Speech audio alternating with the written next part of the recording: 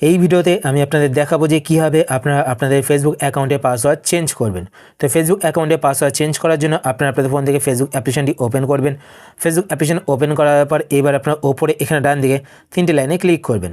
3টি লাইনে ক্লিক করার পর আপনার নিচের দিকে চলে আসবেন। নিচের দিকে আসার পর এখানে আপনার একটি অপশান দেখতে পাবেন, সেটিংস অ্যান্ড প্রাইভেসি।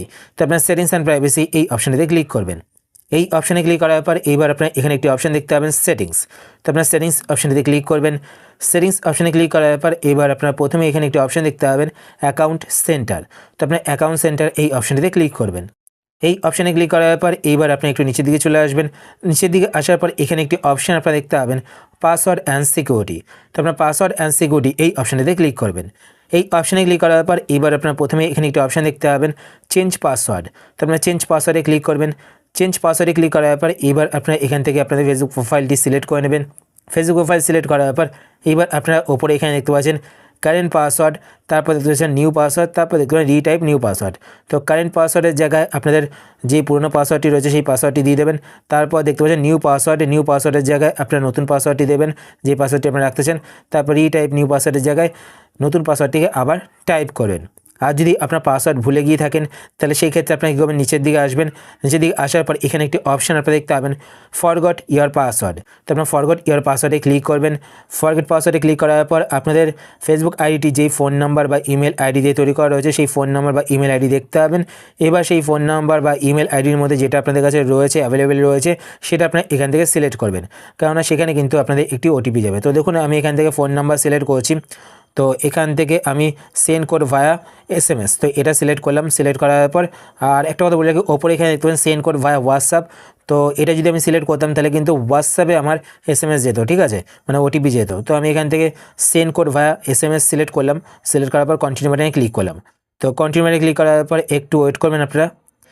ওয়েট করার পর এখানে দেখতে পাচ্ছেন একটা কোড দিয়েছে, এই কোডটা আমাকে এখানে কিন্তু আগে টাইপ করতে হবে, তারপর কন্টিনিউ বাটনে ক্লিক করতে হবে। তো আমি কোডটি এখানে টাইপ করে দিলাম। টাইপ করার পর কন্টিনিউ বাটনে ক্লিক করব।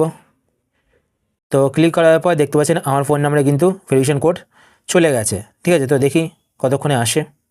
তো ফোন নাম্বারে কোড আসছে না, তো আমি এখান থেকে ব্যাক করব। ব্যাক করার পর এখানে ফরগেট ইয়ার পাসওয়ার্ডে ক্লিক করব। ফরগেট ইয়ার পাসওয়ার্ডে ক্লিক করার পর এখান থেকে সেন্ড কোড ভায়া হোয়াটসঅ্যাপটা সিলেক্ট করে নিয়েছি। তারপর এখানে কন্টিনিউ বাটনে ক্লিক করব। কন্টিনিউ ক্লিক করার পর এবার দেখি আমার হোয়াটসঅ্যাপে কোড আসে কিনা। তো দেখতে পাচ্ছেন হোয়াটসঅ্যাপে কিন্তু কোড চলে এসেছে 876445। তো কোডটি বসানোর পর দেখুন কন্টিনিউ বাটনে ক্লিক করব। কন্টিনিউ বাটনে ক্লিক করার পর এইখানে দেখতে পাচ্ছেন ক্রিয়েট এ নিউ পাসওয়ার্ড।